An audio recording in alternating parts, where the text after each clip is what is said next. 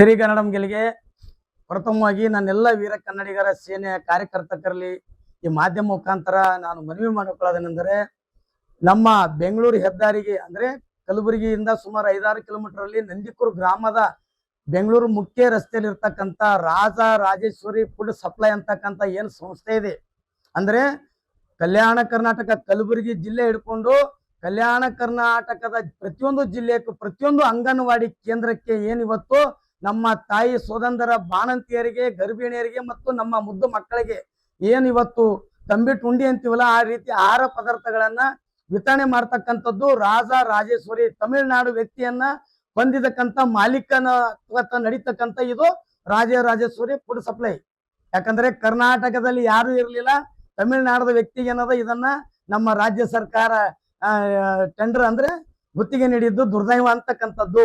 ಯಾಕಂದ್ರೆ ಪ್ರತಿ ಕನ್ನಡಿಗರಲ್ಲಿ ಇವತ್ತು ಕನ್ನಡಿಗರಿಗೆ ಉನ್ನತ ಮಟ್ಟದ ಆಹಾರವನ್ನು ನೀಡ್ತಕ್ಕಂಥ ಯಾರು ಕನ್ನಡಿಗರಿರ್ಲಿಕ್ಕಿಲ್ಲ. ಹಾಗಾಗಿ ಇರ್ಲಿ ಪರವಾಗಿಲ್ಲ, ಆದ್ರೆ ಇದು ಸಂಪೂರ್ಣ ಕಳಪೆ ಕಾಮಗಾರಿಯಲ್ಲಿ ಅವ್ಯವಹಾರ ನಡ್ತಕ್ಕಂಥ ಒಂದು ಸಂಸ್ಥೆ. ಯಾಕಂದ್ರ ನಾವು ಬಾಯಿ ಮತ್ನಿ ಹೇಳ್ತಕ್ಕಂಥದ್ದಲ್ಲ, ಇವತ್ತು ಎಕ್ಸಾಂಪಲ್ ಉದಾಹರಣೆ ಪೇಪರ್ ಇವೆ, ವಿಡಿಯೋಸ್ ಇವೆ.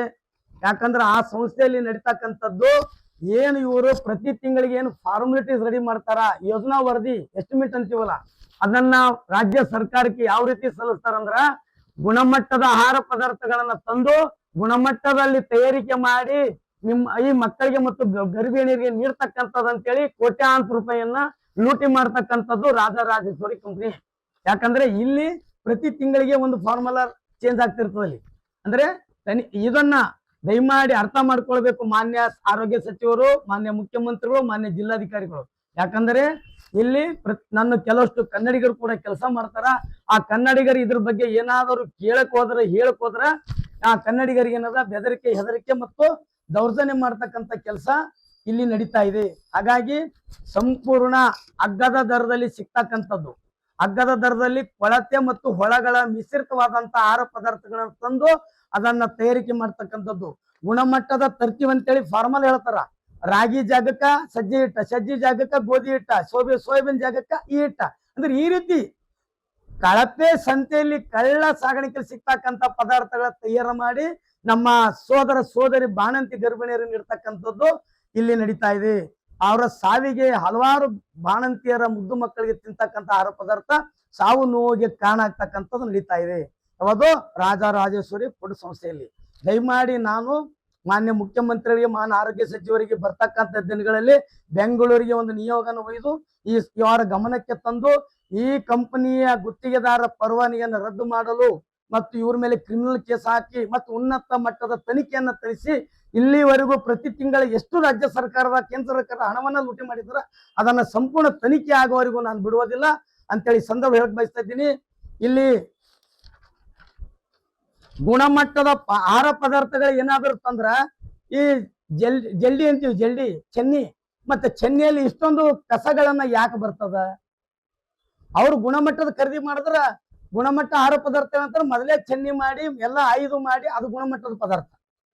ಇದು ಕಚರಾ ಸಮೇತ ಮಿಶ್ರಿತವಾದಂಥದ್ದು ಗುಣಮಟ್ಟ ಪದಾರ್ಥ ಹೇಗಾಗ್ತದ? ನಾನು ಅಧಿಕಾರಿಗಳಿಗೆ ಕೇಳಕ್ ಬಯಸ್ತಾ ಇದ್ದೀನಿ. ಇಲ್ಲಿ ಗುಲ್ಬರ್ಗ ಕಲಬುರಗಿ ಜಿಲ್ಲೆ ಫುಡ್ ಆಫೀಸರ್ ಈಗಂತೂ ನನ್ನ ತಿಳ್ಮಟ್ಟಿಗೆ ಸಹಾಯಕ ಆಯುಕ್ತರಿಗೆ ವರ್ಗಾವಣೆ ಆಗಿದೆ. ಎಲ್ಲಿದ್ದೀರಿ? ಯಾಕೆ ನೀವು ಸುಮ್ಕೊಳ್ತೀರಿ? ನೀವು ಏನ್ ಮಾಡ್ತಾ ಇದ್ದೀರಿ? ಹಾಗಾಗಿ ಇದಕ್ಕೆ ಅನುಮಾನ ಮೂಡ್ತಾ ಇದೆ. ಇದನ್ನ ಜಲ್ಡಿಯಲ್ಲಿ ಚೆನ್ನಿಯಲ್ಲಿ ಇಡ್ತಕ್ಕಂಥದ್ದು ವಿಡಿಯೋ ಸುದ್ದಿ ಸಮೇತ ಅವ, ನಮ್ಮಲ್ಲಿ ಫೋಟೋ ಅಲ್ಲ. ಎರಡನೇದು ಮತ್ತ ಕಲ್ಲುಗಳ ಗುಣಮಟ್ಟ ಪದಾರ್ಥಗಂತ ಹೇಳ್ತೀರಿ, ಅದ್ರೊಳಗೆ ಕಲ್ಲು ಹಳೆ ಹಾಕಿ ಬರ್ತಾವ, ಇದ್ರ ವಿಡಿಯೋ ಬಿ ಅವ. ಮತ್ತೆ ಇನ್ನೊಂದು ಹೇಳಕ್ ಬಯಸ್ತಾ ಇದ್ದೀನಿ, ಇವು ಸಂಪೂರ್ಣ ಕಳಪೆ ಆಹಾರ. ಅದಕ್ಕೆ ದಯಮಾಡಿ ನಾನು ಮಾನ್ಯ ಎಲ್ಲಾ ಅಧಿಕಾರಿಗಳಿಗೆ ಕೇಳ್ಕೊತಾ ಇದ್ದೀನಿ, ತಕ್ಷಣವೇ ಇವರ ಈ ಸಂಸ್ಥೆಯ ಇನ್ನೊಂದು ಇದು ನುಸಿಗಳನ್ನ ತುಂಬತಕ್ಕಂಥದ್ದು, ಈ ನುಸಿ ಸಮೇತ ಬೀಸಣಿಕೆ ಮಾಡ್ತಾರ. ಅಂದ್ರೆ ನಾವು ನುಸಿ ಸಮೇತ ಅನ್ನವನ್ನು ತಿನ್ಬೇಕು. ಈ ವಿಡಿಯೋ ನೋಡ್ಬೋದು ದಯಮಾಡಿ. ನುಸಿ ಮಿಶ್ರಿತವಾದಂತ ಪದಾರ್ಥ ಇದು ಯಾಕೆ ಗುಣಮಟ್ಟ ಆಗ್ಲಿಕ್ಕೆ ಸಾಧ್ಯ? ನಾನು ಅಧಿಕಾರಿಗಳು ಎಚ್ಚೆತ್ತುಕೊಂಡು ಶೀಘ್ರವೇ ಅದನ್ನ ಬೀಗ ಜಡಿದು ಬಂದ್ ಮಾಡಿ ಅವರ ಪರ್ವೆಯನ್ನು ರದ್ದುಪಡಿಸಬೇಕು. ನಾನು ಬರುವ ಸೋಮವಾರ 28, 29ನೇ ತಾರೀಕು ಏನು ಹೋರಾಟ ಇಟ್ಟೀನಿ, ಅದ್ರ ಮುಂಚಿತವಾಗಿ ಬರುವ ಸೋಮವಾರ ಮಾನ್ಯ ಸಹಾಯಕ ಆಯುಕ್ತರಿಗೆ, ಎಸಿ ಸಾಹೇಬರಿಗೆ ಮತ್ತು ಮಾನ್ಯ ಜಿಲ್ಲಾ ಪಂಚಾಯತ್ ಮುಖ್ಯ ಕಾರ್ಯನಿರ್ವಾಹಕಾರಿ ಶಿವ ಸಾಹೇಬರಿಗೆ ಮತ್ತೆ ಪ್ರಾದೇಶಿಕ ಆಯುಕ್ತರಿಗೆ ಸೋಮವಾರ ದಿವಸ ಮನವಿಯನ್ನ ನೀಡಿ ಗಮನಕ್ಕೆ ತರ್ತಾ ಇದ್ದೀನಿ. ತಕ್ಷಣ ಇವರ ಪರವಾನಗಿ ರದ್ದು ಮಾಡಬೇಕು.